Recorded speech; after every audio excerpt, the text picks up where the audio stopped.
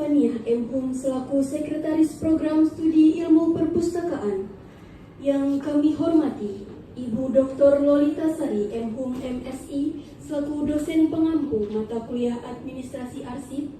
Yang kami hormati Ibu Arum Rediningsi MAB selaku Arsiparis Ahli Madya UIN Syarif Hidayatullah Jakarta sebagai narasumber, serta seluruh peserta kuliah tamu teori dan praktik pengelolaan arsip statis dengan sistem provenance. Alhamdulillahirrabbilalamin, nahmaduhu wa nasta'inuhu wa nastaghfiruh wa na'udzu billahi min syururi anfusina wa min sayyiati a'malina, may yahdihillahu fala mudhillalah wa may yudlilhu fala hadiyalah. Asyhadu an la ilaha illallah wahdahu la syarikalah wa asyhadu anna Muhammadan abduhu wa rasuluh la nabiyya ba'da. Yang kami hormati Ibu Arum Rediningsih MAB Master Administrasi Bisnis. Kemudian yang kami hormati juga Ibu Dr. Lolita Sari Batubara MSI MHum.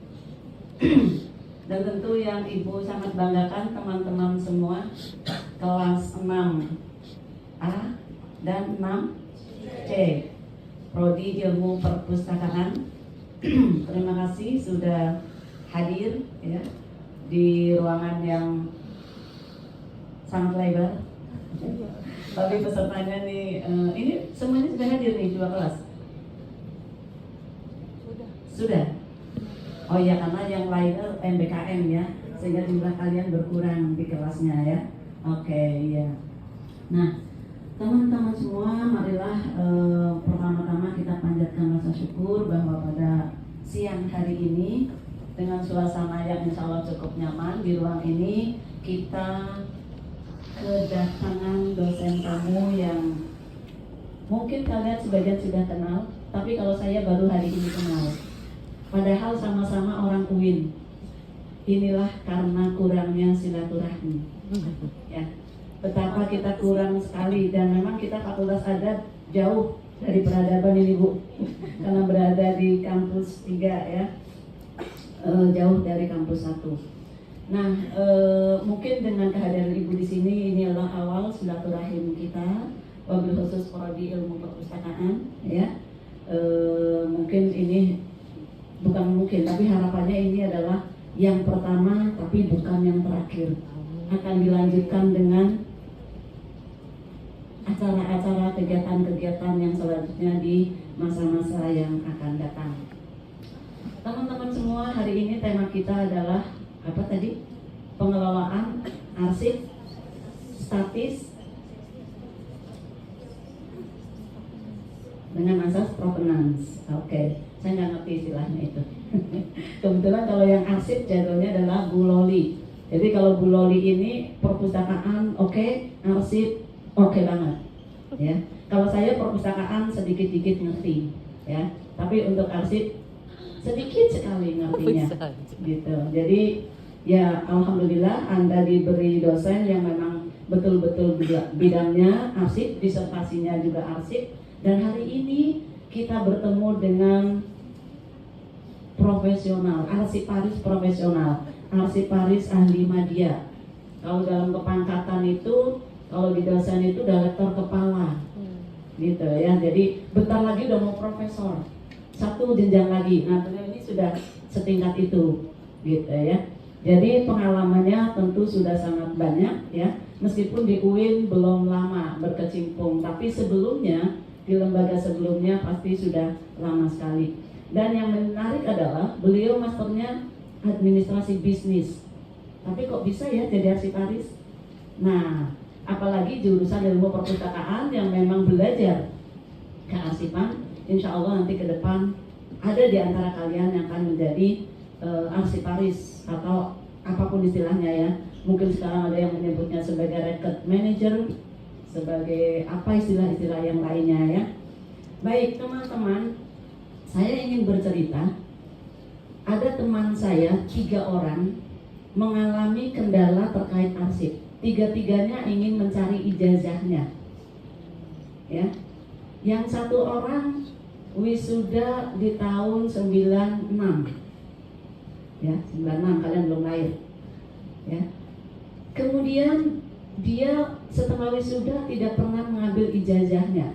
Di tahun 2016, berarti 20 tahun kemudian, dia sadar bahwa dia perlu ijazah. Datang ke saya ke perpustakaan, waktu itu saya masih tugas di perpustakaan. Minta tolong, ya, supaya dicarikan. Alhamdulillah masih ada itu Bu, arsipnya masih ada. Satu orang lagi karena bencana kebanjiran, arsipnya bukan hanya ijazah, semua arsip penting dia hilang, musnah. Dia ingin cari lagi ijazahnya, datanglah ke perguruan tinggi tempat dia kuliah. Dia lulusnya bareng sama saya tahun 95. Ya. Saya cari-cari, alhamdulillah ketemu di album wisuda ada nama dia terdaftar. Ya. Tapi sayang seribu sayang, sampai sekarang berkas ijazahnya, salinan fotokopinya, ijazahnya tidak ditemukan di arsip perguruan tinggi tersebut. Terakhir, sedang kami hadapi teman saya, kuliahnya di tahun 2001, lulus, data di PDDikti lulus, dan hampir sama dengan kasus teman yang pertama, dia tidak pernah mengambil ijazahnya karena dia pikir ijazahnya nggak perlu. Dia berpikir ijazah itu nggak perlu, sehingga dia tidak pernah mengambil ijazah tersebut. Baru sekarang, ketika beliau akan dipromosikan ke satu jabatan, ditanya ijazah tersebut, baru beliau mencari-cari. Bu Mariam bisa nggak bantu? Sudah saya hubungi perguruan tinggi tersebut, ya, tidak ada arsipnya, tidak ada salinan ijazahnya, tidak ada berkas nilainya. Tapi data di PDDikti statusnya lulus. Saya tanya, Bapak masih nyimpen nggak buku wisudanya? Aduh, sepertinya saya dulu nggak wisuda deh. Ya sudah, wassalam. Artinya susah mencarinya. Skripsinya masih ada nggak Pak? Saya cari nggak ketemu. Gitu. Nah, saya bolak-balik menghubungi pihak akademik dari perguruan tinggi tersebut untuk melacak di mana. Ternyata sama, tidak ada. Nah, ini kasus, meskipun ini bukan arsip statis ya, tapi mungkin arsip vital ya Bu ya, kalau jasa ya, Bu Loli ya, sangat penting sekali. Memang digunakannya itu hanya sewaktu-waktu, tapi ketika nggak ada, ya kita menjadi bingung. Yang bersangkutan harusnya bisa lancar mengurus jabatan yang udah janjikan, terkendala. Dan itu mungkin karena beberapa sebab ya. Memang yang bersangkutan juga tidak terlalu peduli dengan arsipnya. Kemudian perguruan tinggi juga karena berulang kali pindah. Dan waktu itu tahun 2000 kan belum ada arsip digital, masih manual. Mau transkrip mau apa tuh semuanya masih manual, ya. Sehingga mungkin pada saat pindah ada arsip-arsip yang tercecer entah kemana ya. Sudah berapa kali pindah fakultas tersebut sehingga ya entah di mana akhirnya, dan sampai sekarang saya tidak bisa membantu orang tersebut. Sayang sekali. Nah, ini kita melihat bahwa betapa pentingnya arsip ya Bu ya, Bu Arum, Bu Loli. Ternyata gunanya memang jarang, tapi ketika diperlukan menjadi kelimpungan ketika nggak ketemu. Nah, ini kaitannya dengan, saya nggak tahu apakah ada kaitannya dengan topik bahasan kita hari ini ya, tapi itu contoh ya teman saya, dan ya tiga-tiganya ya kok saya yang harus membantu gitu ya, jadi saya pusing juga gitu ya. Gitu. Nah, jadi alhamdulillah pada hari ini, dan terima kasih sekali Bu Arum Raidiningsih. Ini namanya aneh ya, Arum. Arum itu biasanya orang Jawa. Ya, orang Jawa ya Bu ya. Oke, Raidi. Saya nggak tahu Raidi itu artinya apa. Raidiningsih. Apa tuh Bu artinya? Gunung. Gunung. Raidi itu gunung. Oh gitu. Oke. Ya. Mudah-mudahan pengetahuan beliau sesuai dengan namanya segunung. Nah, kita mudah-mudahan hari ini dibagi pengalamannya dan pengetahuannya terkait dengan materi kearsipannya, administrasi arsip. Ya. Jadi sekali lagi Bu Arum, terima kasih banyak. Bu Loli, terima kasih banyak sudah mengundang dosen tamu yang luar biasa. Dan adik-adik, anak-anak lah ya, kalau adik kan enggak jauh banget. Anak-anakku yang sekarang semester 6, tolong diperhatikan betul. Siapa tahu ilmu yang hari ini kita dapatkan, itu yang akan menjadi bekal kita menjadi orang di suatu saat nanti. Wallahu a'lam. Ya, kita nggak tahu apa yang akan terjadi di waktu yang akan datang.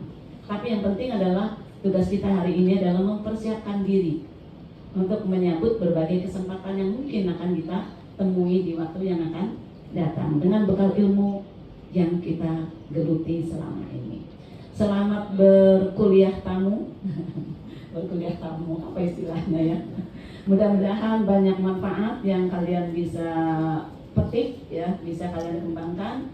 Sekali lagi terima kasih untuk tim panitia ya. Mudah-mudahan acaranya lancar dan mohon maaf Bu Arum, saya kebetulan lagi ada sidang skripsi, hari ini ada 6 orang sehingga saya nggak bisa membersamai ya. Bu Loli, insya Allah Bu Loli akan setia membersamai. Ya, sekali lagi terima kasih dan mari kita buka acara kita dengan Bismillah. Bismillahirrahmanirrahim. Semoga berkah, lancar, dan berakhir bahagia. Amin. Billahi taufiq wal hidayah. Assalamualaikum warahmatullahi wabarakatuh. Waalaikumsalam.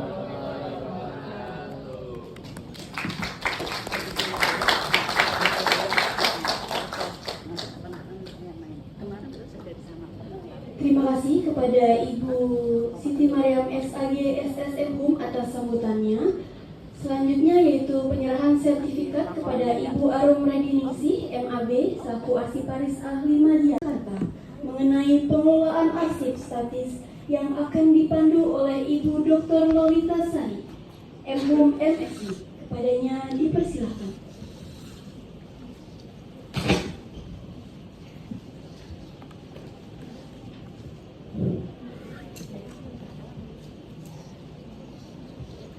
Bismillahirrahmanirrahim. Assalamualaikum warahmatullahi wabarakatuh. Alhamdulillah, syukurillah pada pagi ini kita sharing bareng dengan Ibu Arum Radiningsih MAB. Beliau adalah arsiparis tercinta kita di UIN Syarif Hidayatullah Jakarta, bertempat di pusat UIN. Mungkin tidak panjang kalam, nanti kita sharing ya, bertanya ya terkait bagaimana sih penataan, khususnya penataan arsip dengan sistem provenance gitu ya. Bagaimana sih pengalaman beliau gitu dalam menata arsip. Tapi mungkin sebaiknya mungkin Ibu memperkenalkan diri dengan kenapa Ibu menjadi arsiparis gitu ya. Jadi nanti bisa menjadi pengalaman bagi para mahasiswa kami. Dan perlu kami sampaikan Ibu bahwa ini adalah 2 kelas A dan kelas C. Nah, khususnya ini adalah mata kuliah administrasi arsip. Dan sebelumnya kami mengucapkan terima kasih pada Ibu yang telah berkenan untuk berbagi pengalamannya dan pengetahuan terkait pengalaman arsip. Mungkin itu, terima kasih.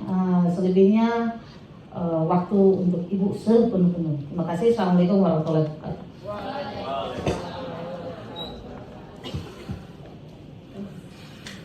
Assalamualaikum warahmatullahi wabarakatuh.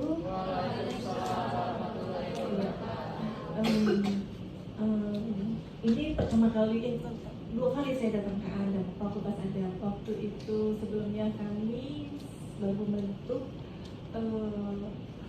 pedoman kearsipan di UIN yang dulu pernah ada di tahun 2016 gitu kan. Terus kemarin kami sudah membentuk unit kearsipan baru, dibentuk unit kearsipan baru.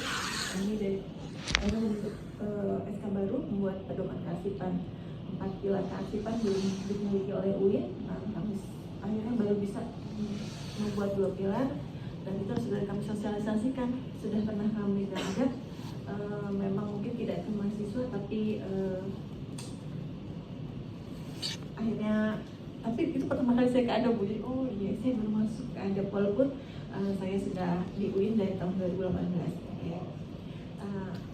Dan sekarang saya merasa luar biasa bisa bertemu dengan adik-adik semua di sini. Adik-adik atau anak-anak ini ya? Hah? Adik aja ya.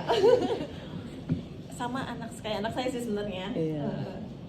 Tapi kayak adik-adik aja kita biar kayak lebih akrab ya. Ngakrabin seakrab misalnya nih, nggak apa-apa ya? Oke. Santai aja ya. Oke, saya jadi saya bergabung di UIN itu tahun 2018.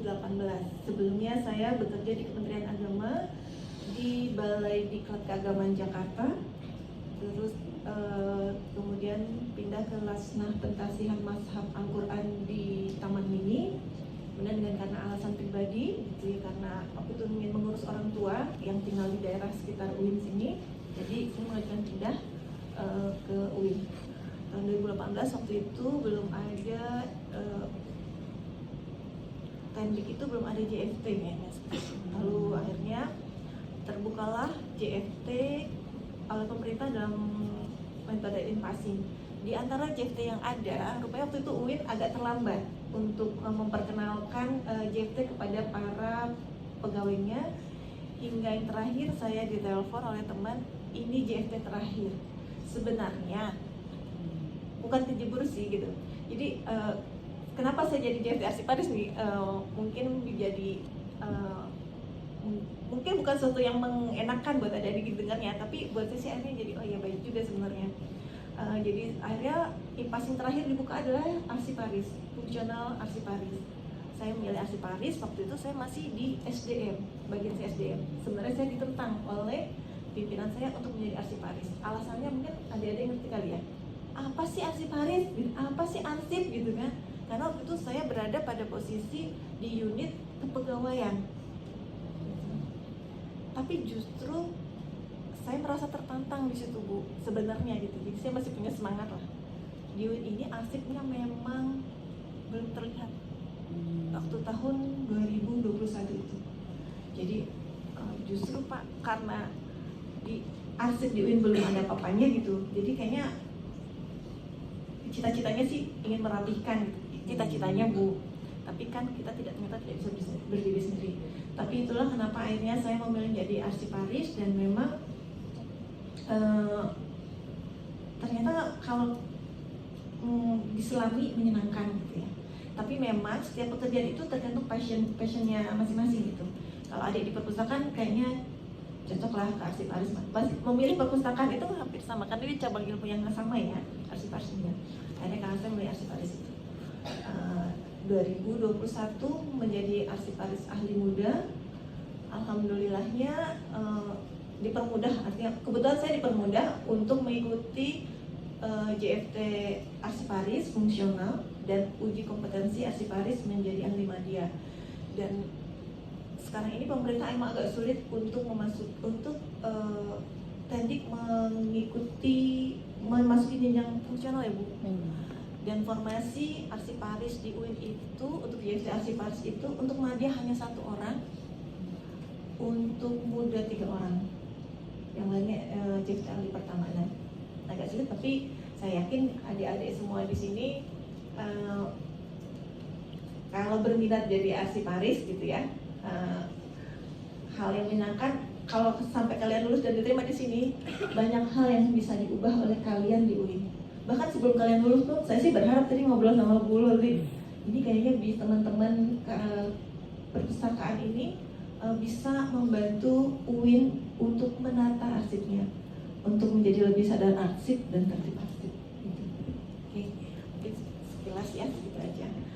Menarik juga tadi, saya MAB kok bisa jadi Arsiparis? Ya, Magister MAB Magister Administrasi Bisnis, ya karena waktu itu peluangnya memang Arsiparis yang dibuka, jadi saya ikut gitu. Mungkin seperti itu aja. Oke.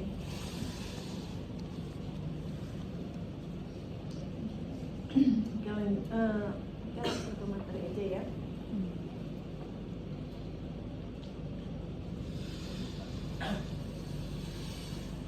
Kalau boleh tahu adik-adik di sini kan udah semester 6 ya. Untuk kearsipan dasar gitu, ada yang paham nggak apa sih arsip? Ayo silahkan cerita kan. Siapa? Mbaknya bisa? Yang sih. Mbak siapa namanya? Oh, iya. Iya. Apa sih arsip menurut definisi mbaknya?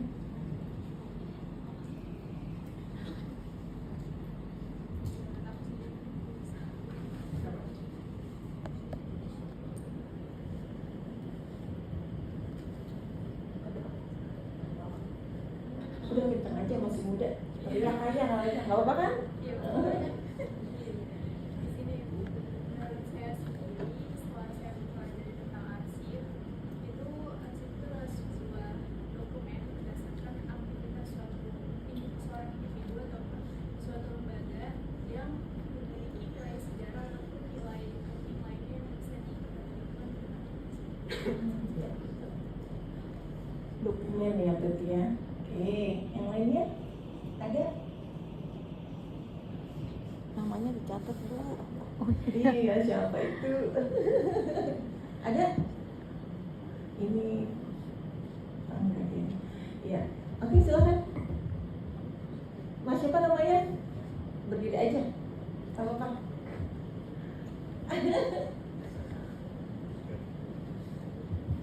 versi pemahaman masing-masing aja.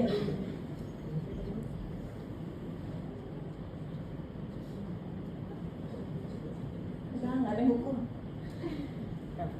Duduk aja ya Bu. Iya boleh, apapun lah.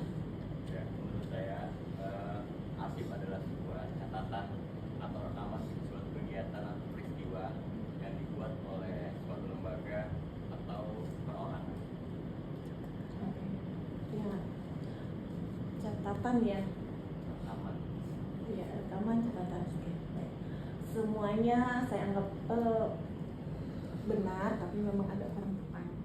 Jadi yang namanya arsip itu adalah rekaman peristiwa atau kegiatan dalam berbagai bentuk berdasarkan kondisi pada masa itu, teknologi pada masa itu yang dihasilkan dan diciptakan oleh kepemerintahan, artinya unit pemerintah, lembaga kearsipan atau lembaga perguruan tinggi, bisa juga perusahaan dan pribadi perorangan dalam kegiatan berbangsa dan bernegara.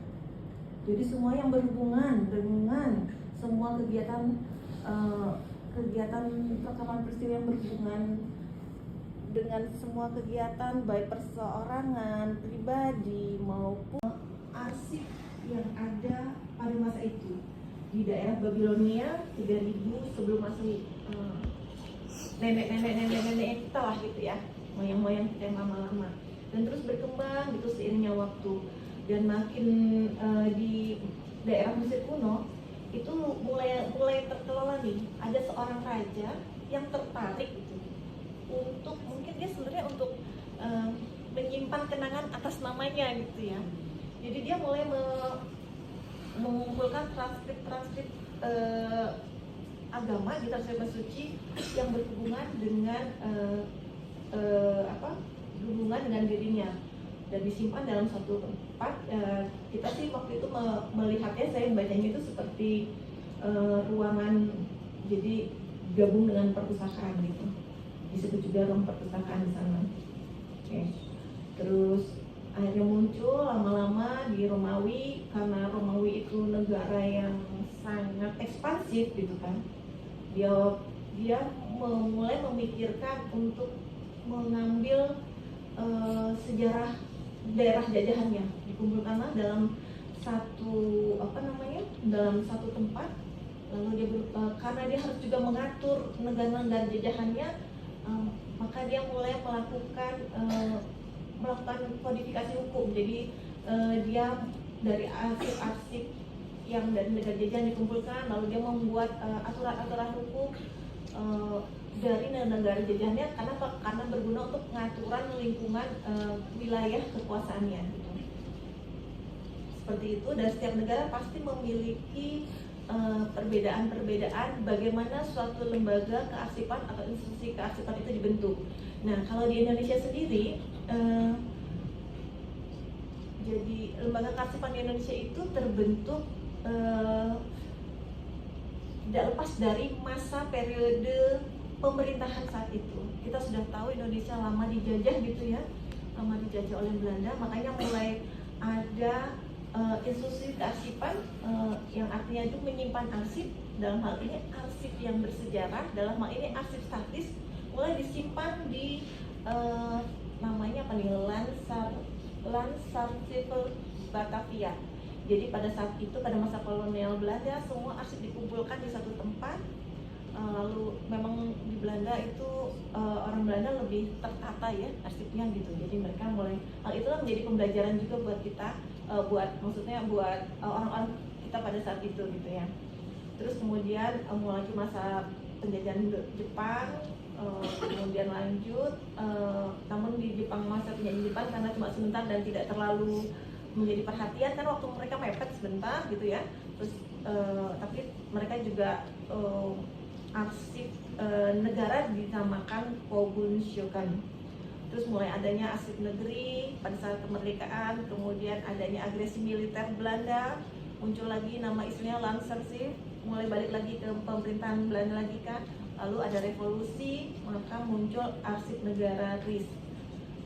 Nah, pada saat masa pemerintahan negara kita, ANRI itu awalnya nggak, namanya bukan ANRI, tapi namanya arsip negara. Kemudian pada tahun 57 berubah menjadi arsip nasional, dan dari tahun 67 sampai sekarang menjadi ANRI.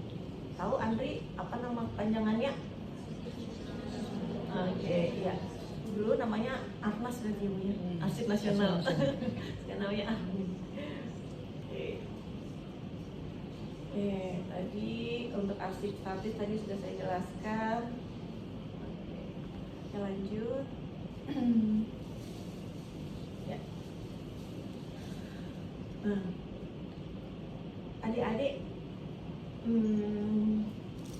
dari sekian banyak arsip gitu, arsip-arsip, kapan sih arsip itu disebut arsip statis?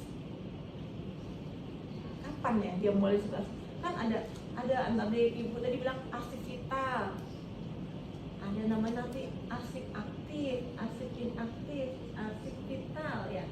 Udah pada tahu? Masih ingat nggak pelajarannya? Yang mama dari sisi sini. Arsip siapa nih Bu? Korbannya silakan Ibu Emily. Jangan. Korbannya silakan Bu Loli. Silakan aktif aja.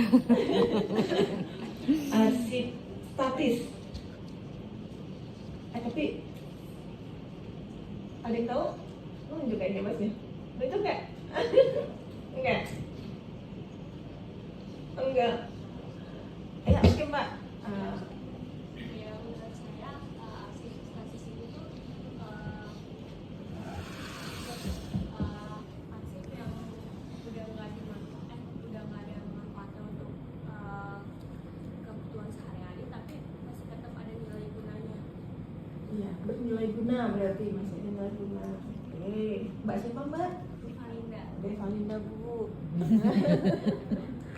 Nanti Bu kasih poin lebih loh gitu. Ayo yang lain, ada yang ingin menambahkan atau melengkapi? Kayaknya bakal kalau udah dikasih filenya udah baca nih, jajan yang udah baca nih. Ada yang lain ingin melengkapi? Ayo. Yang belah sini. Iya, sebelah sini belum nih. Ayo. Jangan sampai saya kira pada tidur ini. Kayaknya itu jejak K1 Bu. Oh, jejak. Oh iya. Gak ada deh.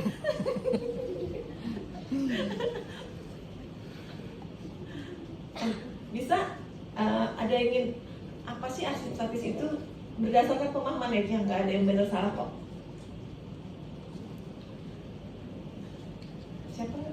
Siapa namanya? Mas siapa ya Masnya? Karena Anda adalah apa? di antara para kembang gitu ya. Ya, silakan.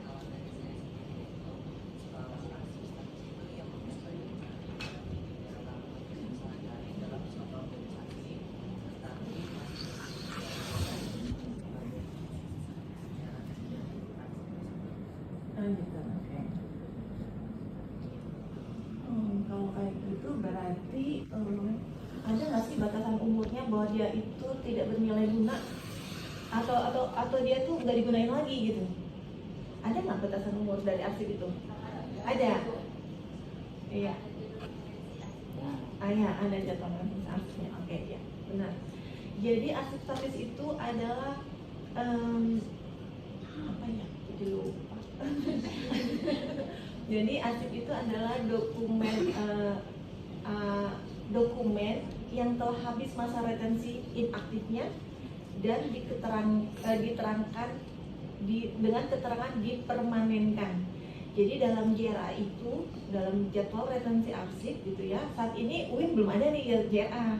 Dari tahun baheula sampai sekarang belum ada, tapi kami insya Allah sedang proses pembentukan JRA UIN, sudah diantri insya Allah, tapi masih proses karena memang persetujuan JRA itu hanya diantri. Kenapa diantri? Karena ya ini tadi, kapan arsip itu harus musnah, kapan harus musnah, kenapa harus musnah, kapan dipermanenkan, itu ternyata semua harus sesuai dengan ANDRI, kewenangan ANDRI. Jadi kalau nanti kalian, kemarin saya ketemu dengan kakak-kakak kalian di ANDRI, lagi magang di sana, kayaknya asik juga tuh untuk magang di sana. Bukannya promosi, tapi kalau kalian magang di sana, kami butuh kalian gitu.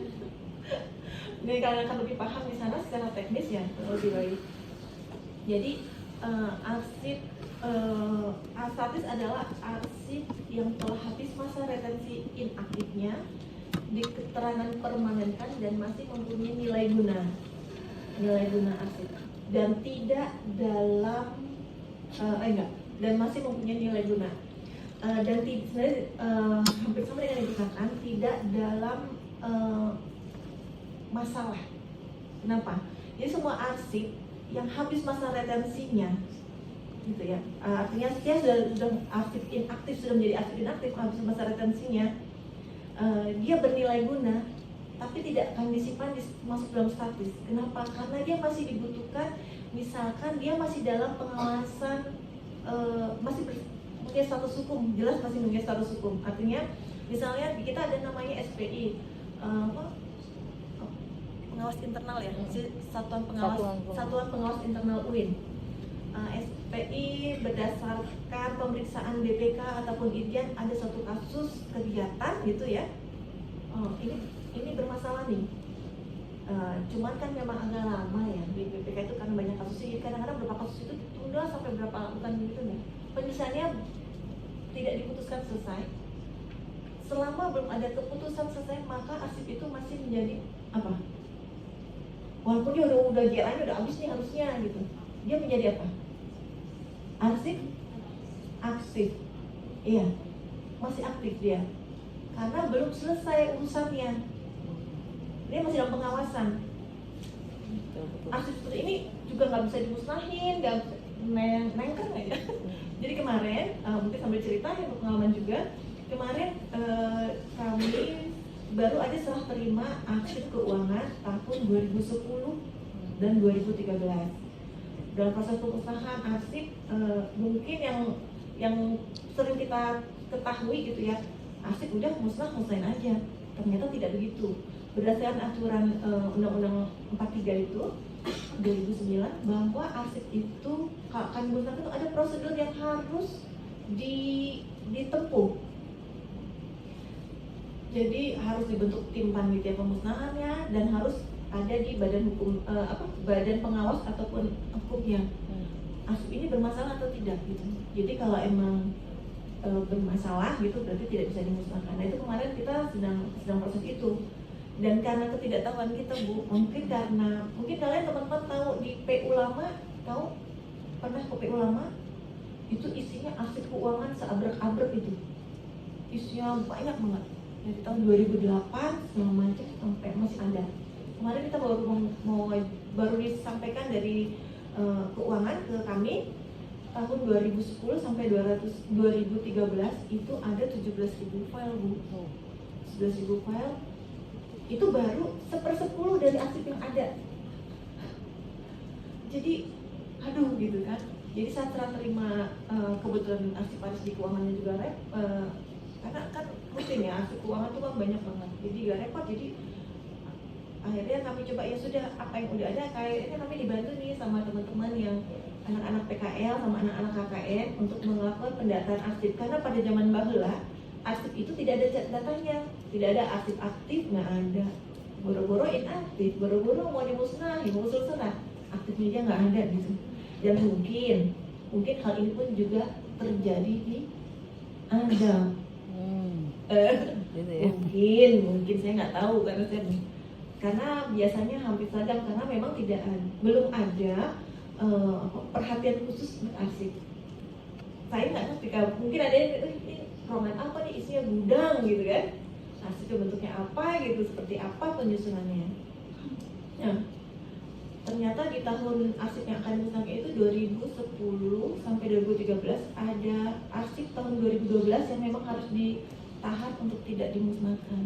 Tapi karena sudah terlanjur diserah terimakan ke kami, maka arsip itu masuk dalam daftar arsip inaktif di kami. Tapi seharusnya arsip itu masih ada di unit penciptanya, dibalikan karena masih digunakan di mereka gitu.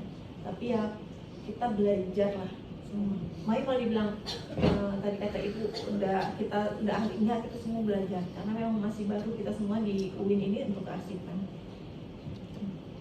Nah itu tadi arsip statis ya, pengertiannya seperti itu. Ada yang ingin ditanyain tentang arsip statis? Pengertian arsip statis?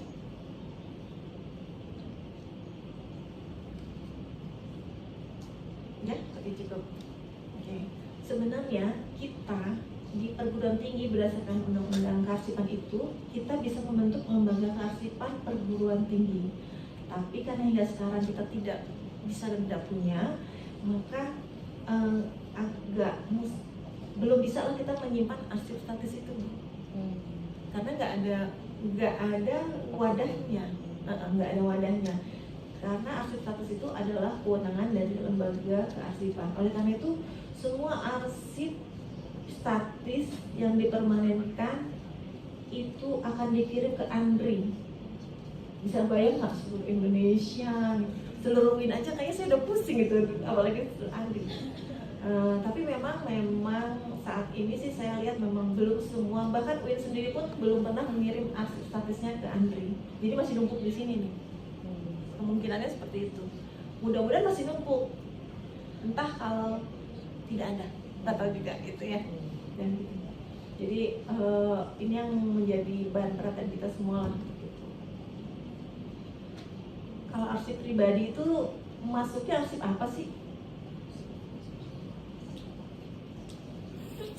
Dipermanenkan nggak dia? Hah?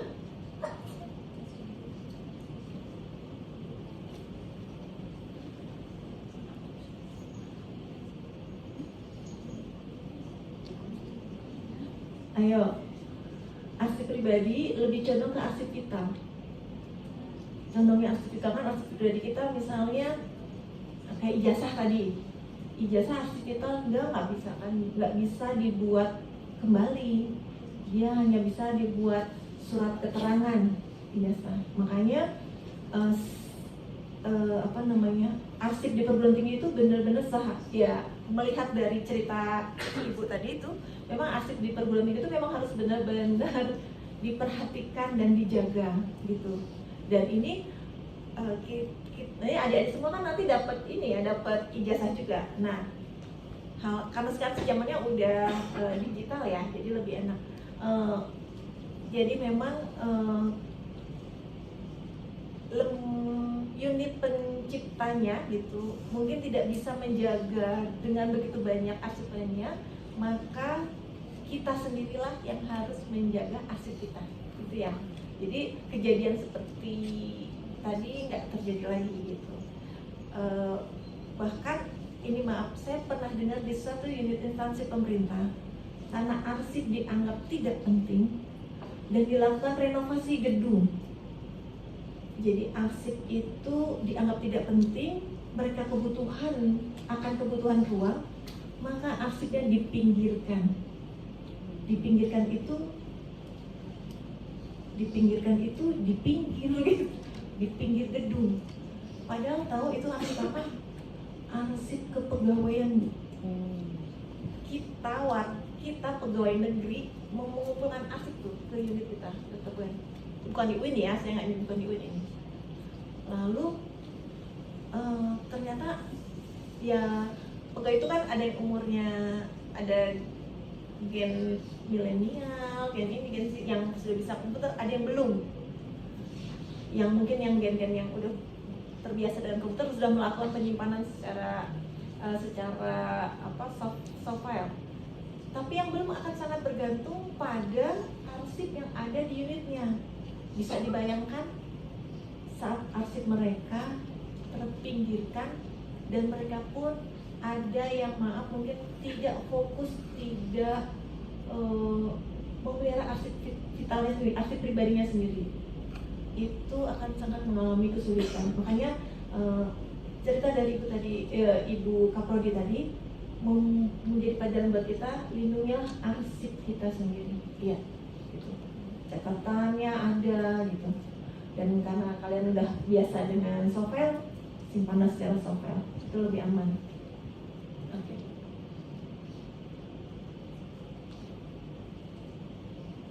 Nah ya, udah paham berarti ya arsip statis ya. Oke.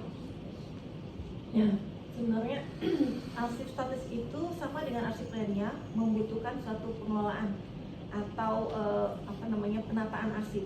Nah, ada proses-proses yang ada dalam pengelolaan arsip statis itu sebenarnya ada 4 lingkup besar dalam pengelolaan arsip statis. Ada pengolahan, ada akuisisi, ada preservasi, dan akses layanan.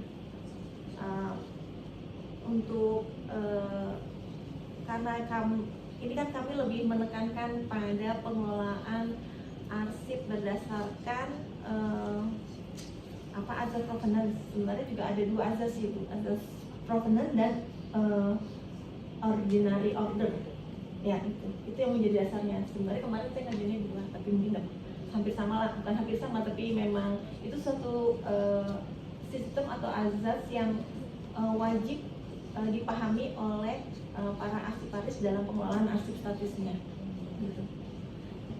Nah, mungkin untuk sebelum pengolahan saya agak lompat sedikit kayak tadi.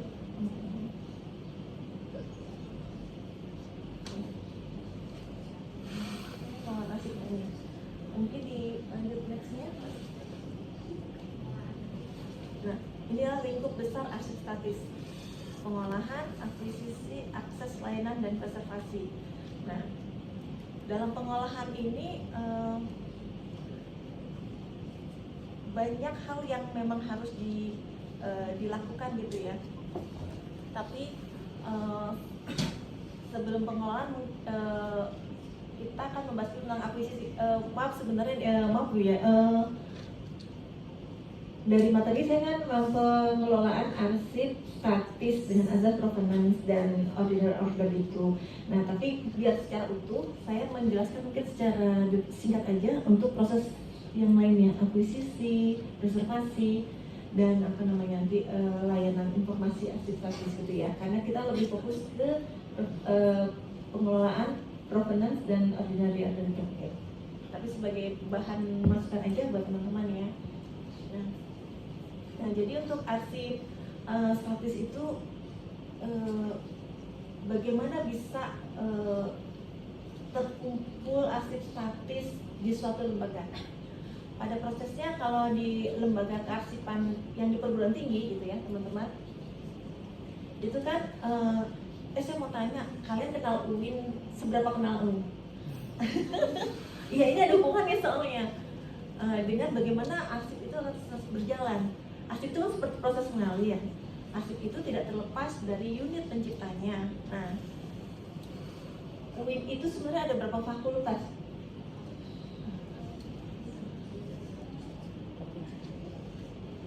13 sama pas. 13 dengan pasca.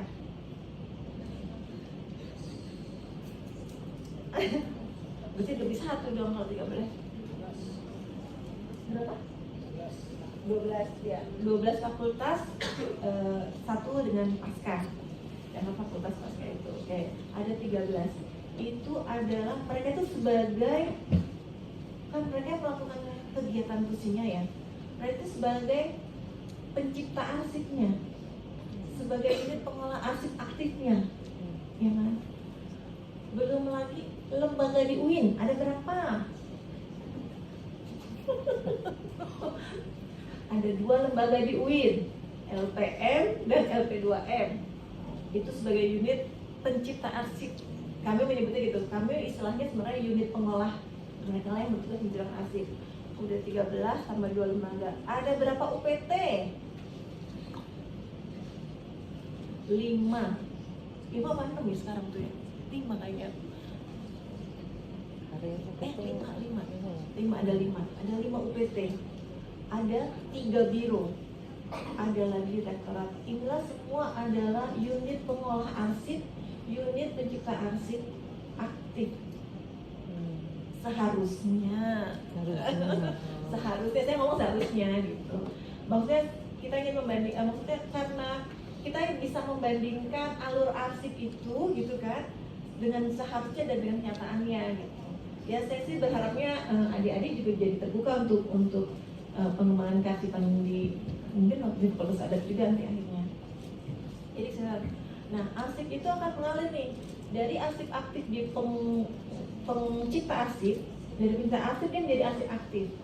Saat dia sudah melalui masa JA-nya menjadi arsip apa? Dari aktif menjadi inaktif, ya, aktif inaktif.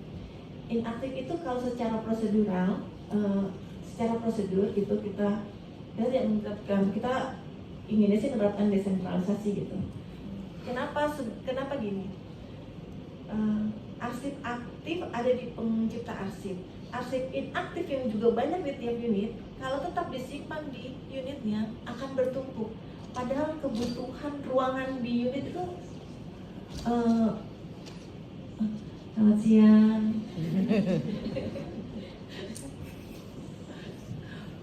Jadi pakai malu dia gitu. Kata untung gue bangun gitu ya.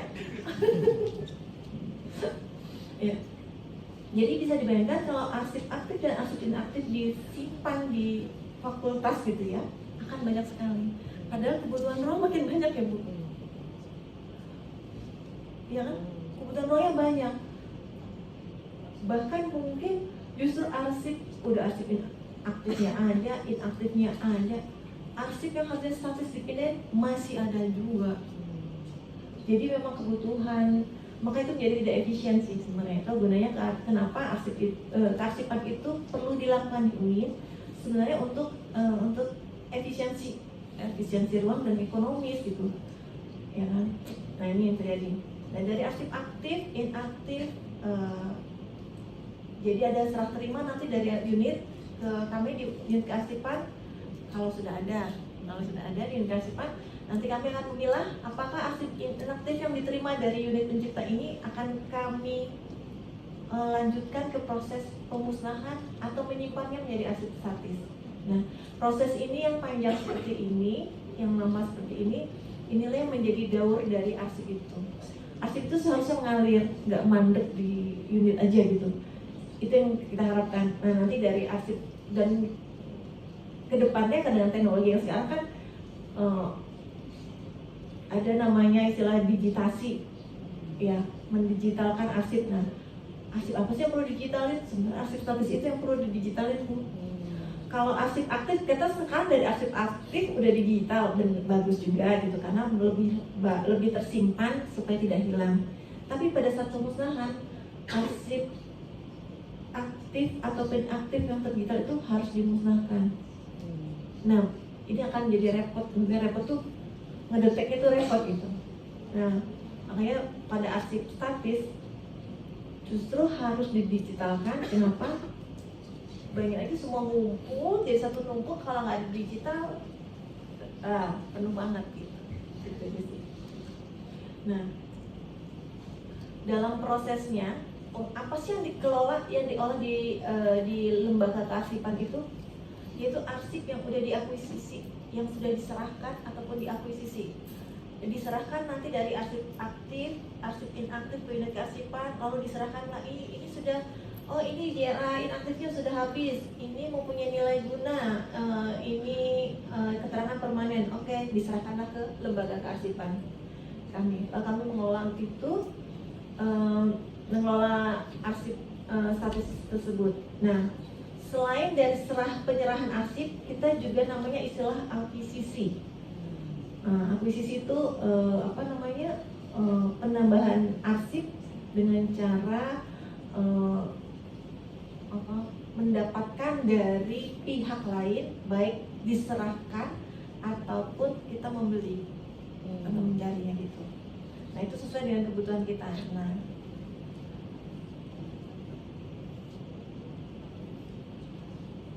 tapi nggak semuanya diakuisisi. Kayak tadi ada arsip kita punya arsip sendiri, arsip pribadi kita sendiri. Terus ternyata misalkan kalian nih ada yang jadi ibu negara atau jadi bapak negara. Amin ya kan? Nah, itu pasti arsip pribadi kalian akan diminta. Karena karena itu mempunyai nilai guna dan nilai sejarah bagi pemerintahan. Nah, saat kita meminta arsip dengan tersebut, nah itulah adanya akuisisi arsip pribadi itu. Makanya harus jaga, siapa tahu besok kan jadi ibu negara, jadi ibu negara atau bapak negara, jadi bisa tersimpan gitu. Oke. Maka jadi proses akuisisi sudah, lalu yang diakuisisi apa? Yang pasti yang punya nilai guna. Nilai guna itu ada yang bersifat informatif, intrinsik, ataupun evidensi. Nah, mempunyai nilai informatif, memberi informasi yang jelas dalam suatu proses kegiatan, mempunyai nilai intrinsik, nilai yang memang terdapat dalam arsip itu. Misalkan nilai intrinsik arsip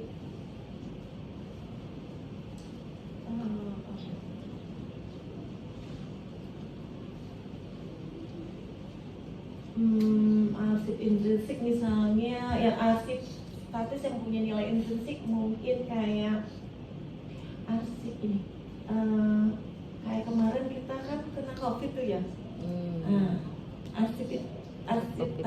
Arsip COVID itu ada nilai informasinya, proses-proses yang mengalir, terus ada nilai intrinsiknya bahwa pada saat itu Indonesia benar-benar kelelahan menghadapi sakit. Nah, itu arsip yang memang arsip statis yang saat ini Andri juga sedang melakukan penataan arsip statis apa sih untuk membentuk informasi arsip COVID. Seperti itu.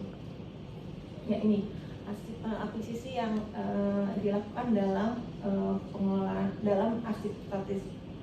Terus nah, pengolahan arsip statis.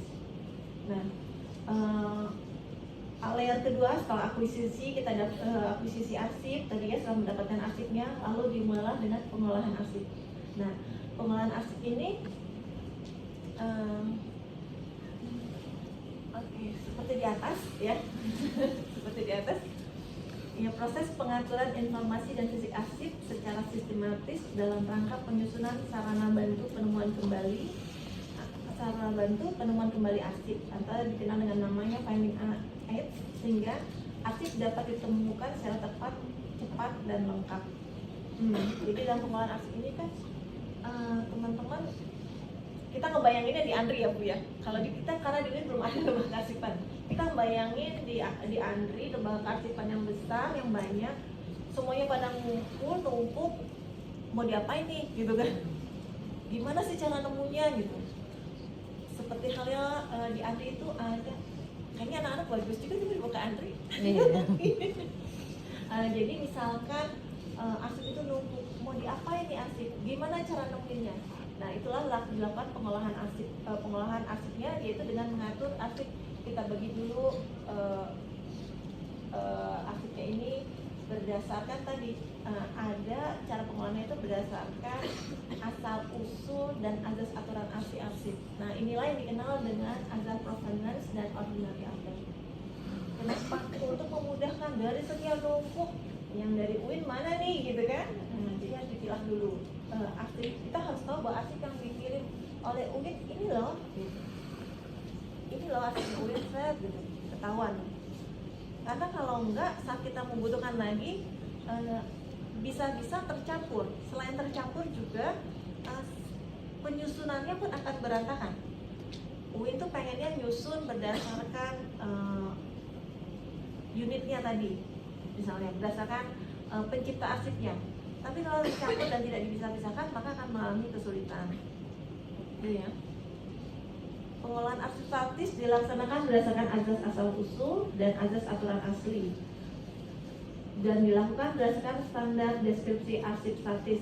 Untuk standar deskripsi arsip statis itu lumayan panjang lebar Bu, ada di aturan terkaan ringnya, agak detail banget gitu. Saya sendiri belum pernah praktek, jadi saya nggak berani juga menginformasikan gitu ya, karena memang harus banyak yang dipelajari untuk deskripsi secara aturannya, standar deskripsi itu. Nah dari pengolahan ini diharapkan adanya finding aids, itu sarana bantu temu kembali, dan tertatanya informasi dan fisik arsip.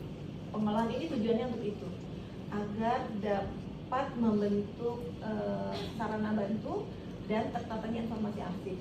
Sarana bantu salah satunya dengan arsip drive, terus sama daftar arsip.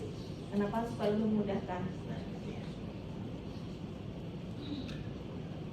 Nah, ini prinsip pengolahan arsip statis. Asas prinsip asal usul itu menjaga agar arsip tetap terkelola dalam satu kesatuan pencipta arsip. Atau pencipta arsip, satu kesatuan pencipta arsip provenance tadi, asal usulnya jelas. Tidak dicampur dengan arsip yang berasal dari pencipta lain, sehingga arsip dapat melekat pada konteks penciptanya. Maksudnya konteks penciptanya ada yang paham nggak? Konteks penciptanya.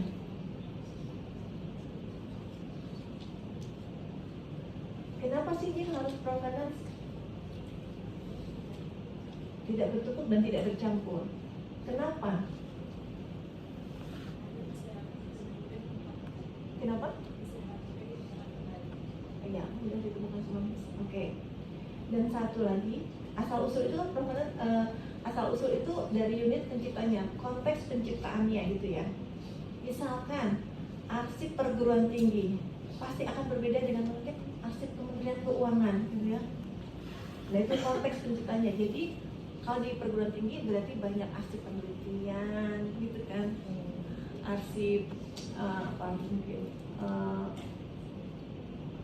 mungkin bahan ajar kalau memang disimpan secara benar gitu ya, dokumentasi, arsip ijazah, arsip wisuda.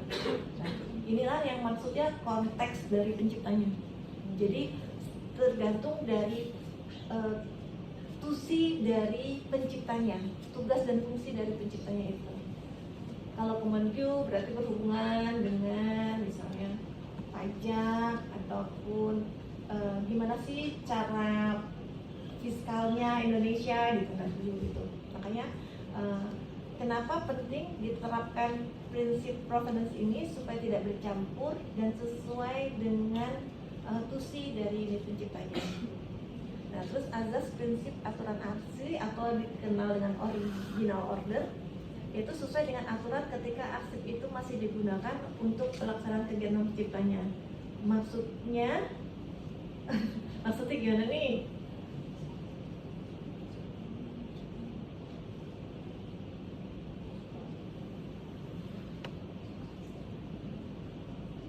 Kayaknya barisan depan, yang terlambat aja tadi. Paling ingat saya, biar agak bangun kan ya. Oke, azas original order. Iya, jadi sesuai dengan peraturan ketika arsip masih digunakan untuk pelaksanaan kegiatan pencipta arsip, dimaksudkan untuk menjaga keutuhan dan reliabilitas arsip menurut pemahaman Anda, ya, itu bagaimana sih maksud dari prinsip aturan asli ini? Jadi mungkin kalau menurut saya mungkin ya menurut pemikiran saya. Iya, ya. Jadi arsip itu mungkin ketika arsip itu dibuat pada misalnya tahun 2022 mungkin peraturan untuk pembuatan arsip itu berbeda. Nah jadi untuk arsip yang 2022 ini tidak bisa disamakan dengan peraturan pembuatan arsip di tahun 2024 mungkin gitu. Jadi jadi aturannya kalau memang dibuatnya di tahun itu sesuai dengan aturan yang dibuat pada tahun itu gitu loh. Jadi pada tahun depan ya itu tidak bisa diaplikasikan. Jadi diaplikasikan dengan aturan yang dibuat pada tahun itu. Nah gitu. Oke. Ada yang mau nambahin atau menyanggah?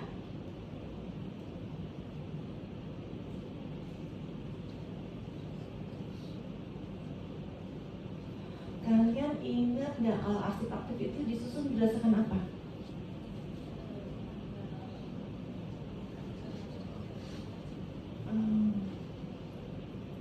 Tanggal ya?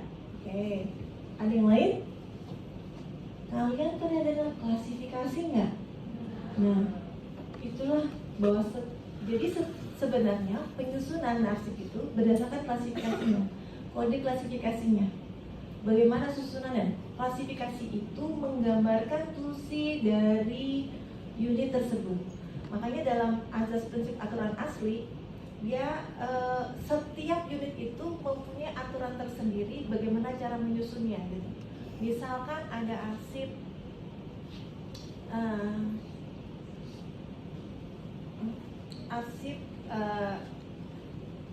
ada nih unit yang lain gitu ya. Arsip keuangan, mereka bisa semua arsip keuangan. Padahal sebelum jadi arsip keuangan tuh ada prosesnya kan. Misalnya ada kegiatan seminar lah. Mungkin adik-adik sini ada yang aktif ya. Ada yang aktif di senat atau jurusan apa namanya? Senat, dema, apa? Ada?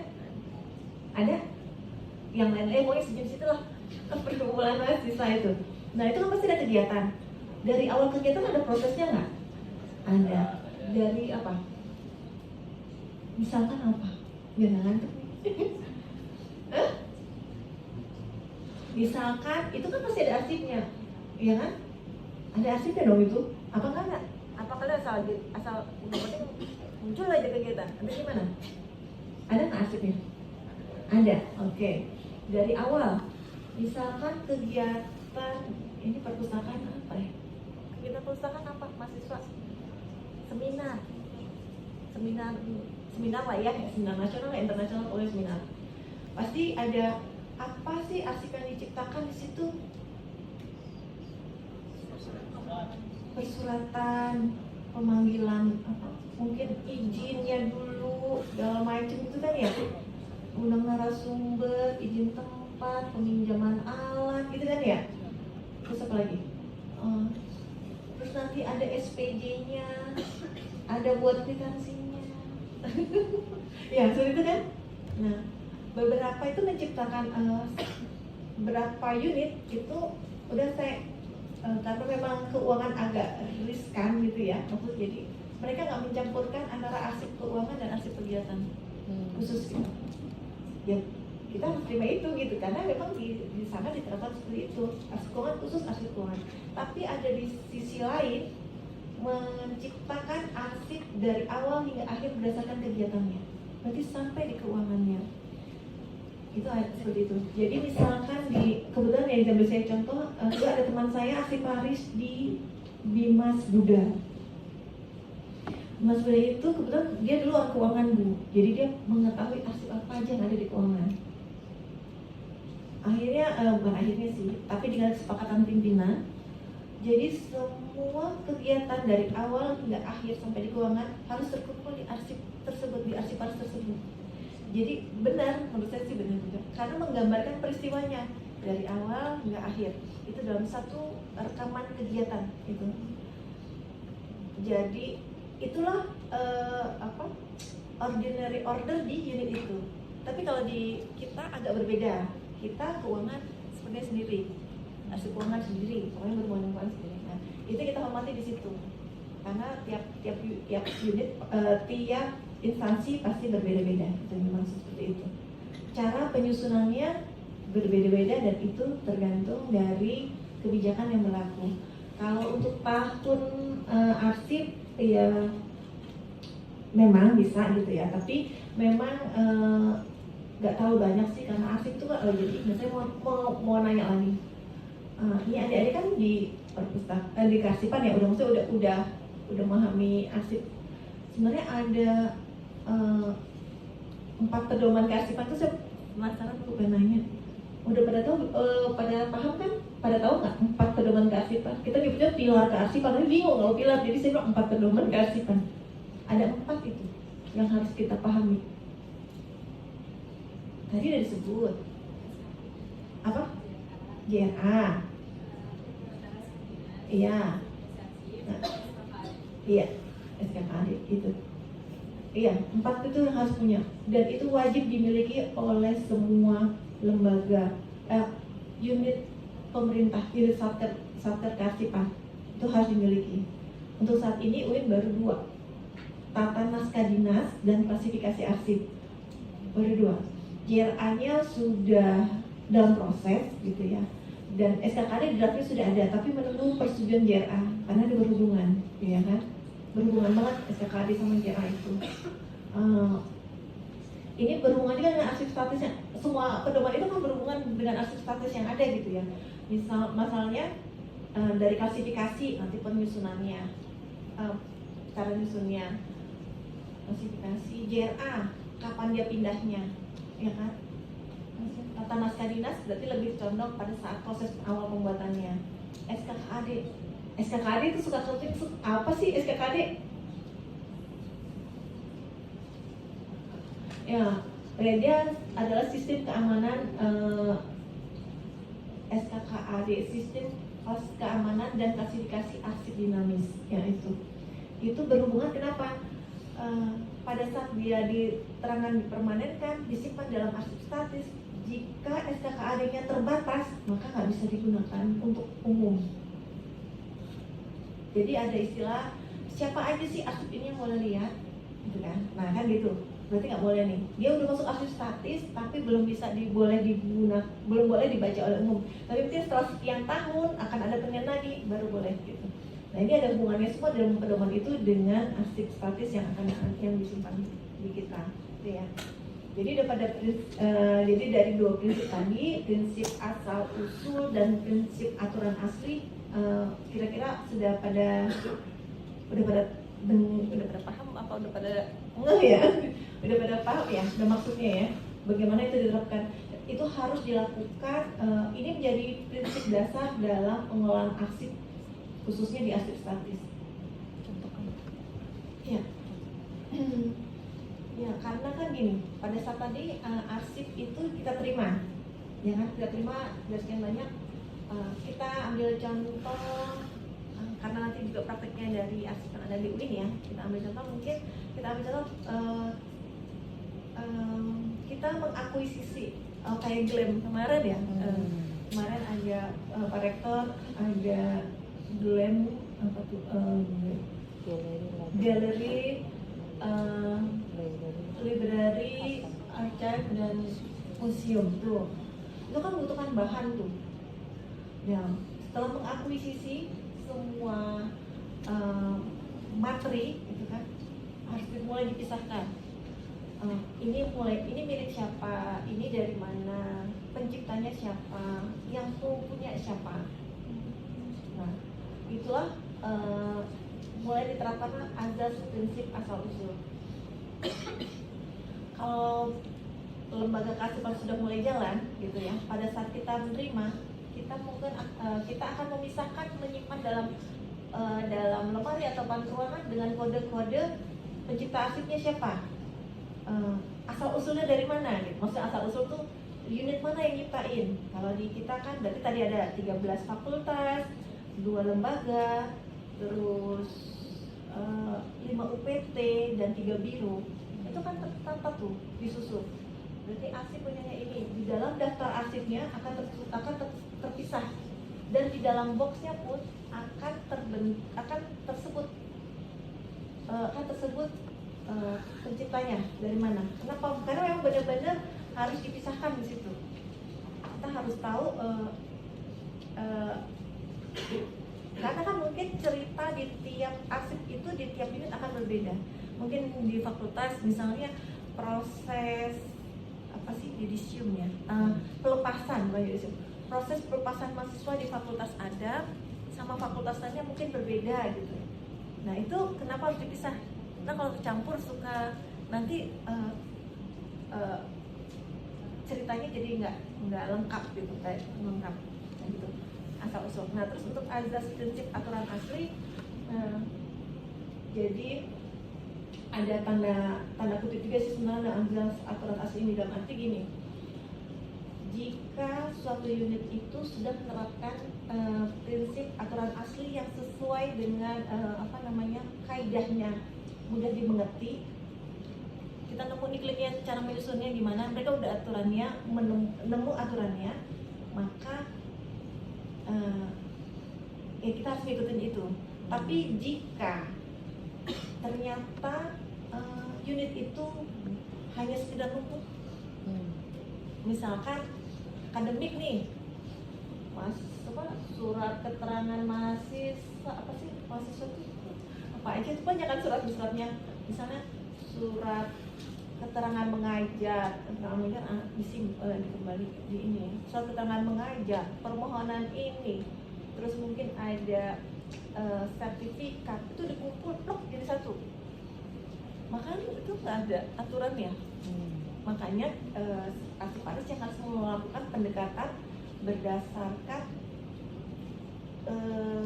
tusi dari unit itu. Misalnya di akademik, berarti di akademik itu nanti memisahkan arsip penerimaan mahasiswa, ada klasifikasinya kan, arsip penerimaan mahasiswa dan mahasiswa, arsip misalnya mahasiswa berprestasi. Nah itu kita boleh melakukan rekonstruksi untuk itu jika memang arsipnya tidak mempunyai aturan, atau kita bisa nyebutnya arsipnya arsip kacau, asal numpuk aja.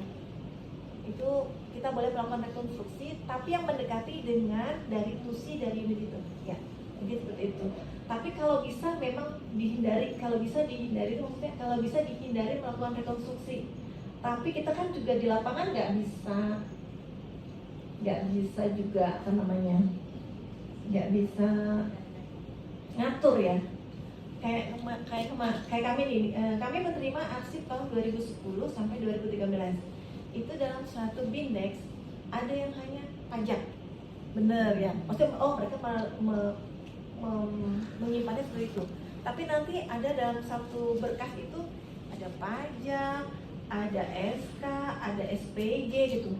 Nah itu kan kami harus milah seharusnya. Tapi karena ini arsip yang udah lama, akhirnya saya bocorin juga. Kan arsipnya udah lama ya, 2010 ke 2013 dan pasti dimusnahkan. Dengan sekian banyak arsip yang ada, kayaknya adalah kita ngikutin aja berdasar. Akhirnya kita nggak melakukan rekonstruksi berdasarkan apa yang telah mereka simpan saja. Karena toh memang akan dimusnahkan gitu kan, jadi kita nggak kerja 2 kali tuh gitu. Diizinkan sih kemarin udah ke ahli gitu. Nah itu hal seperti itu. Tapi sekarang sih insya Allah untuk yang tahun baru sekarang ini arsip di keuangan itu sudah mulai numpuk per kegiatan. Jadi mulai dari awal sampai SPJ-nya sampai pajak menjadi satu. Udah melambangkan, udah mencerminkan peristiwa dari suatu kegiatan.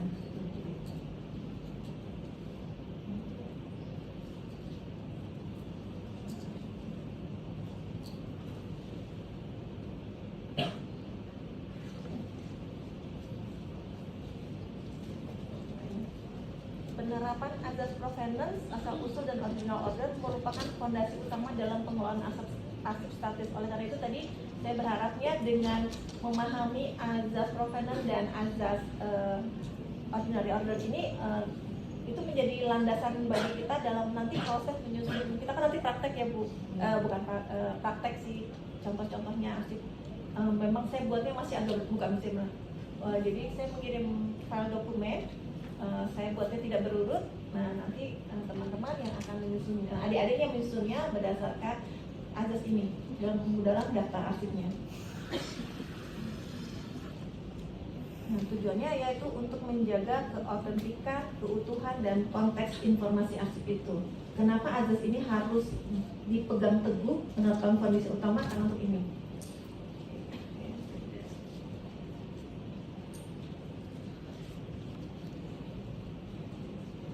Nah, ini sama seperti penjelasan yang sebelumnya, azas provenance asal usul.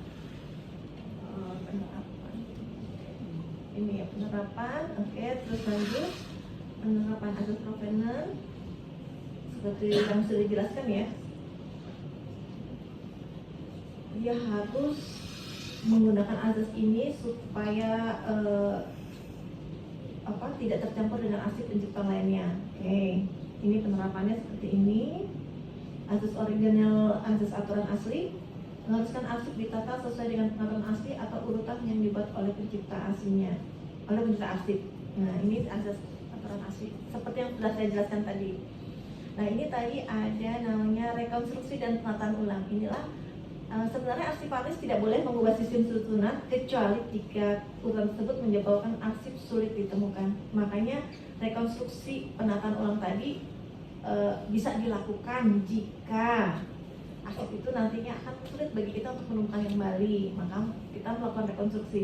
Nah, rekonstruksi itu berdasarkan urutan yang logis seperti itu yang digunakan saat kegiatan transaksi sedang berjalan di pencipta arsip. Makanya saat melakukan rekonstruksi ini kita harus memahami ini unit apa tugasnya, apa yang dihadapi unit ini. Nah, itu harus paham tuh. Makanya agak sulit sebenarnya untuk melakukan rekonstruksi, tapi karena ujungnya karena arsip statis adalah permanen, output yang kita harapkan dalam suatu arsip adalah kita mudah nemuin lagi. Nah, maka tetap harus dilakukan gitu. Ya, seperti itu. Ya, ini apa? Nah, ini daftar arsip statis. Nah, daftar arsip statis.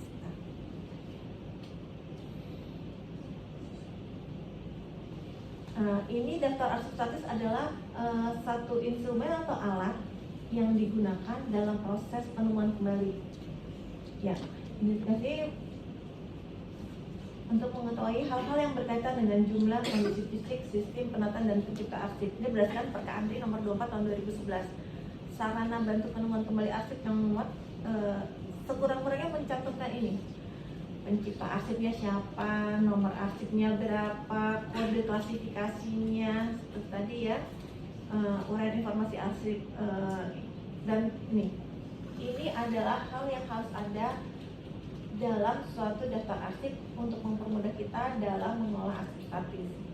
Nah, ini tadi dalam dus itu kelihatan kayak gitu. Itu ada nama pencipta arsip. Nah, ini azas provenance diterapkan semua tuh dalam proses pembuatan daftar maupun dalam penyimpanan. Dalam dus ini nama pencipta arsip harus disebutkan supaya jelas bahwa dus ini memang benar berasal dari pencipta arsip, misalnya Fakultas Adab, jadi nggak tercampur.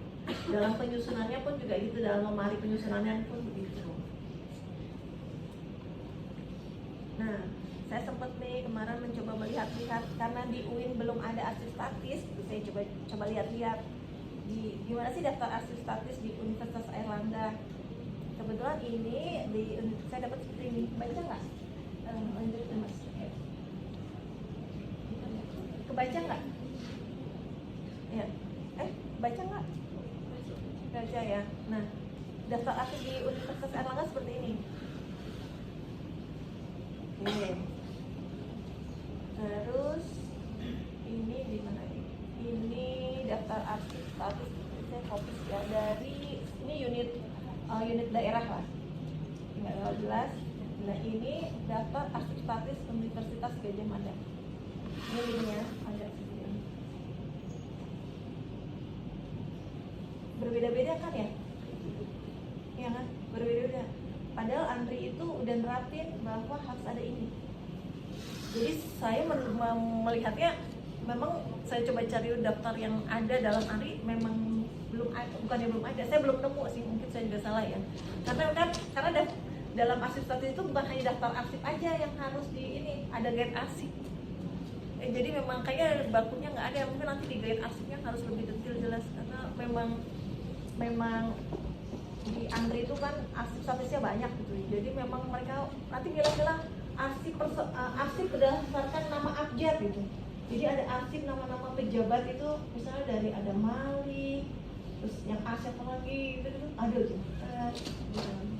Dan daftar arsipnya ada, posisinya ada di mana sih seperti itu. Nah nanti, saya mau tanya, kalau ini, nah ini isinya. Ini kira-kira kurang apa ya? Yang diminta dari daftar yang harusnya ada.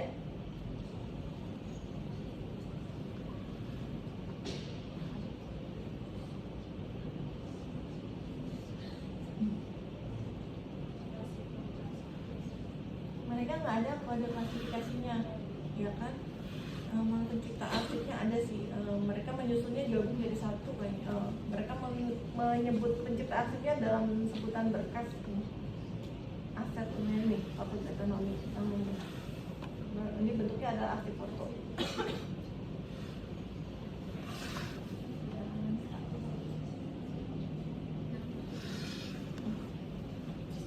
Ini kode klasifikasinya. Kalau yang Gajah Mada ada kode klasifikasinya, tapi apa ini? Nomor arsipnya nggak ada ini seperti itu. Nomor berkasnya.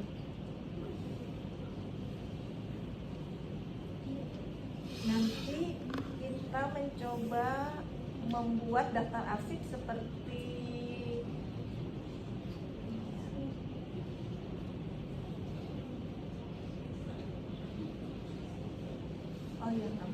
nanti kita akan mencoba daftar arsip yang lengkap sesuai dengan yang dibutuhkan, yang distandarkan oleh ANRI gitu ya.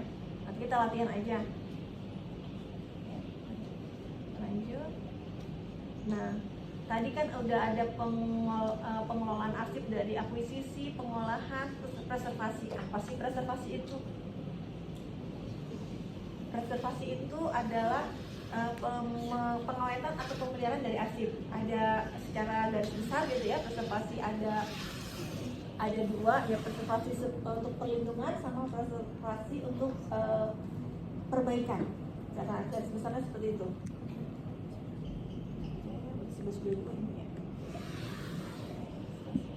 Preservasi bisa kalian baca ya nanti untuk ini karena preservasi agak panjang juga. Ininya masing-masing preservasi preventif itu ada preservasi preventif yaitu untuk melindungi dalam proses penyimpanannya, terus untuk perlindungan juga untuk misalnya pada saat arsip statis itu akan dipinjam berarti harus ada prosedur nih untuk perlindungan keamanannya gitu kan. Terus pada saat pemeliharaan harus ada prosedur juga nih untuk preventif perlindungan arsip pada saat akan melakukan pemeliharaan supaya tidak tercampur. Restorasi kuratif berupa restorasi. Ini untuk preservasi dan yang lainnya saya agak cepat aja ya karena memang bukan yang utama, tapi sebagai pengetahuan tambahan aja. Preservasi preventif dan kuratif tadi kan sebelum dan saat. Kuratif adalah preservasi perbaikan atau restorasi, upaya perbaikan. Kalau kalian di ANRI menarik sih sebenarnya bisa. Kalau kalian bisa ke ANRI itu jadi kan banyak arsip lama ya di sana tuh. Ini pada sobek-sobek nih, ditaruh, dikasih film, dikeringin gitu. Menarik sih gitu, menarik. Menurut saya sih menarik ya. Bahkan kalau nggak salah ada ya yang KKN UIN di sana jadi udah ahli. Dan itu keterampilan itu terbatas ya, keterampilan itu terbatas banget. Bagaimana film-film lama itu dibersihkan, kan udah burung-burung tuh film-film zaman perjuangan dulu gitu, itu dibersihkan, terus ditajamkan, itu ada caranya. ada mahasiswa UIN di sana yang jadi alhamdulillah ya, mahasiswa UIN di Andri nggak malu-maluin lah istilahnya gitu ya, bisa menjadi dia mendapat pujian emang udah ahli. Bahkan katanya ya mungkin karena itu passionnya juga dia di situ ya, jadi tertarik dia. Dan memang sulit karena emang harus merawat barang tua ya, dan preservasi kuratif itu menggunakan barang-barang yang mahal. Barang-barang itu barang-barang impor semua, jadi yang mahal, penggunaannya minimal sedikit. Kalau sampai mahasiswa UIN yang magang sana sudah diakui terampil dan ahli, itu luar biasa. Saya yakin mudah dapat kerja di tempat, karena sekarang banyak perusahaan-perusahaan asik. Saya yakin itu udah suatu keahlian yang bisa dia jual kalau akan melamar kerja. Jangan salah, bahkan perusahaan juga punya. Bahkan Garuda, seperti saya ketemu Asiparis Garuda itu Asiparisnya terbatas, dia sewa ke orang untuk memelihara asiknya, dan itu butuh keterampilan dan keahlian. Apapun itu, maksudnya jika kalian tertarik pada Kasipa, belajarlah pada ahlinya kalau menurut saya. Bukan nyaranin semuanya ke Andri, tapi memang menarik juga. Ya, restorasi sudah. Nah, ahli media ini adalah ahli media atau digitasi, juga merupakan bagian dari preservasi untuk melindungi isinya dengan melakukan digitalisasi. Nah, ahli media itu merubah format dari fisik ke soft file, itu ada persyaratannya. Kalau kita di sini kan kadang-kadang masa bodoh ya, maksudnya digital dengan mendigitalisasi suatu arsip, ternyata ada syarat yang harus dipenuhi bahwa itu sudah sesuai dengan prosedur digitasi arsip. Jadi standarnya ada, misalnya apa nih, berapa ketebalannya, apa DPI-nya. Jadi kalau tiket itu untuk arsip yang akan disimpan lama gitu, yang untuk dipamerkan, maka minimal scan-nya itu 300 dpi minimalnya itu. Dan warnanya ini macam-macam, di sini ada. Ini untuk digitasi adalah bagian dari preservasi preventif. Bisa preventif, bisa kuratif. Artinya arsip yang benar-benar rusak dicoba untuk digitasi untuk perlindungan jangka panjangnya. Ya. Nah, yang pengelolaan berikutnya selain customer adalah akses arsip untuk bisa dinikmati oleh masyarakat umum. Nah, jadi arsip statis itu memang disimpan menjadi bukti sejarah, dan jika memang bisa disebarluaskan maka akan buka akses untuk melihatnya.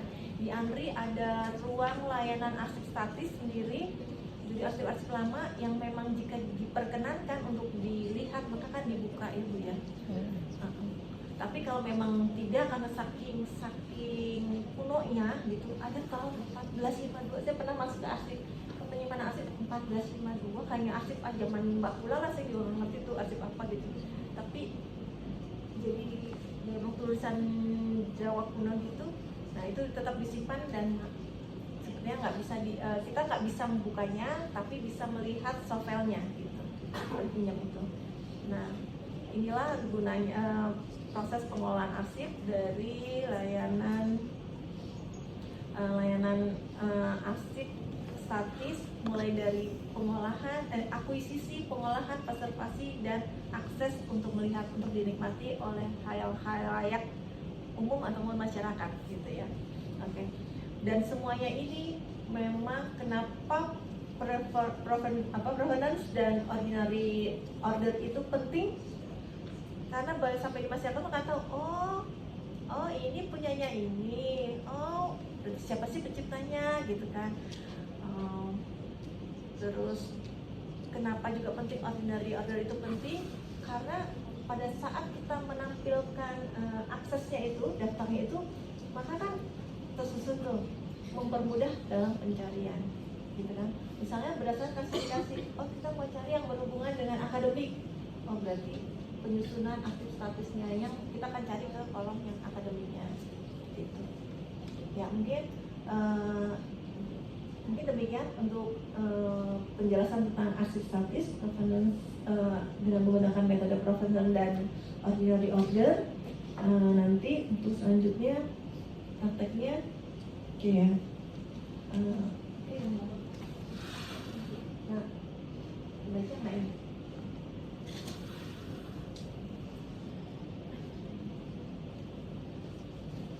Oke, buka yang ke ini di makalah ini ada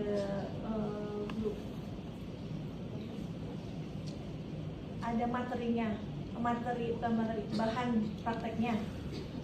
Tadi seperti yang saya bilang tadi masih berantakan. Maksudnya emang sengaja, emang nggak berurut. Nanti kalian yang mengurut hanya keterangan foto 1, foto 2. Nanti kalian akan mengolah sendiri bagaimana cara menulis informasinya, bagaimana susunannya, gitu kan. Ada beberapa hal yang harus kalian pahami. Kebetulan juga kemarin saya sempat karena ini nggak ada arsip statisnya, jadi demi kalian demi kalian loh, saya bucin banget ya berarti. Demi kalian nih saya sampai bukan lari, jalan ke Puslitpen penelitian untuk mencari berkas ini, untuk memperkenalkan kalian. Saya cari ke Humas informasi foto. Saya cari, kan mau cari, rencana sih mau cari gambar UIN dari masa ke masa, kan yang menarik ya kayak gitu, tapi nggak nemu. ada di Instagram tapi kayak kurang baik, cuma dua foto gitu ya. Terus akhirnya saya keingetan ada teman saya sebut namanya tuh Mr. X aja ya, karena data pribadi gitu kan. Alumni UIN ya, saya pinjam fotonya. Ya udah saya ambil beberapa aja, saya menggambarkan. Nah, saya anggap itu bagian dari anggap aja karena nanti sudah masuk ke kita gitu ya. Jadi penciptanya siapa? Penciptanya unit kearsipan, karena sudah diakuisisi oleh unit kearsipan. Nanti kan ada keterangannya kan, kalian ada keterangan gitu. Saya akuisisi foto pribadi itu untuk tugas kalian. Nanti unit penciptanya mana? Karena saya mengambil dari personal, saya ambil, saya minta gitu, saya pinjam sih nggak, saya pinjam, maka menjadi arsip unit kearsipan UIN gitu aja. Keterangannya nanti ini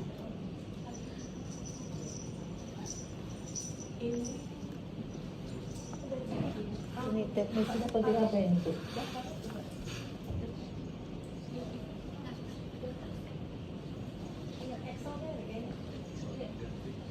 Ini masih saya udah di share belum? Oh udah pada di-share. Loh kok tadi nggak bisa jawab sih?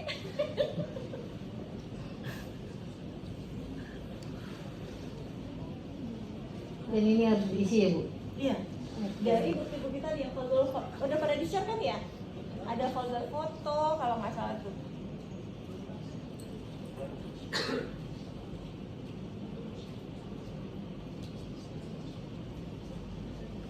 Ada foto, ada dari kepegawaian, ada MOU. Berarti harus dikerjakan, terus kemudian dipresentasikan sedikit kali di sini Bu ya? Perwakilan aja. Oh gitu. Ya kali ya. Ini kan ada A, B, C. Nah, yang siapa ini? Ini A, B, C. Nah, Oh gitu. ya. Oh BC kayak gitu A, juga ya. Jadi nanti dari A, B, C perwakilan satu-satu. Ibu kasih cuma waktu 5 menit ya. Ini karena waktunya juga. Ya silakan dikerjakan. Berarti pada bawa laptop kan, berarti nyusun nih yang arsip foto kepegawaian itu digabung. Kalau tidak paham boleh bertanya. Cara untuk menyusunnya, ordinal order dan provenance-nya.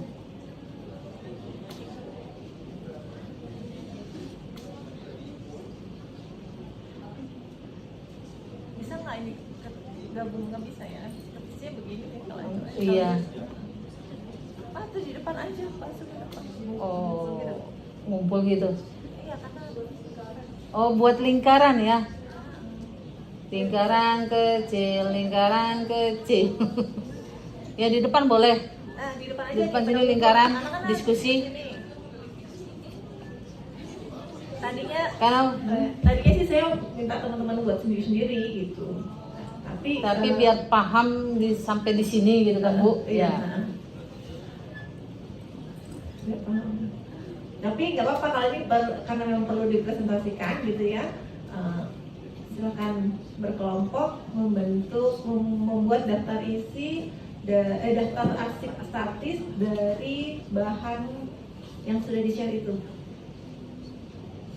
Ya gimana nih teknisnya? Biar ya di situ juga nggak apa-apa, cuma yang penting diskusi. Saya nanti ada salah satu dari Anda itu harus ke depan. Jangan sampai dia muat, dia yang ke depan. Aduh. Teganya.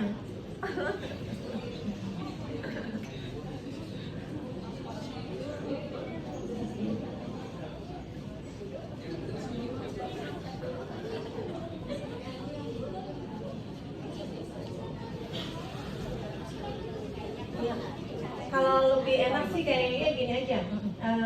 Kan ada foto, ada segala macam, ada itu dibagi nih. Misalnya bagian depan yang menyusun foto, daftar fotonya, daftar arsipnya.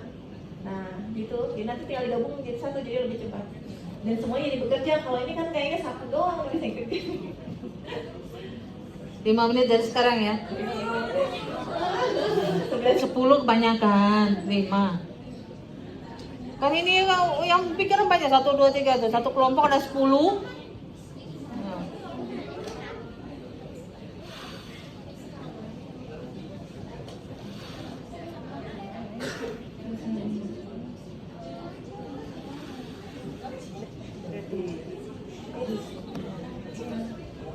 Ya, terserah kan mau duduk di situ, mau berkumpul, atau mau duduk di tempat masuk lagi keluar atau lagi. Nggak, susah keluar di depan aja. Iya kayaknya. Di depan aja Iya, sini. di depan lebih enak kayak ngumpul di meja nih. Ya. Tolong kakak-kakak panitia meng-counter times-nya biar tepat waktu 2 menit.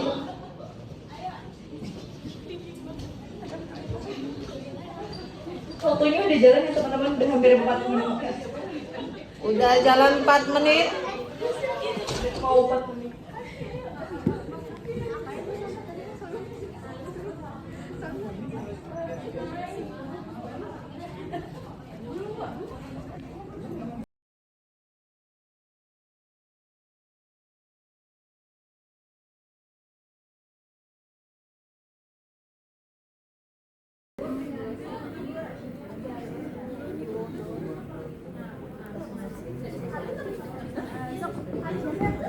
Foto nih cowok, foto cowok, fotonya coba.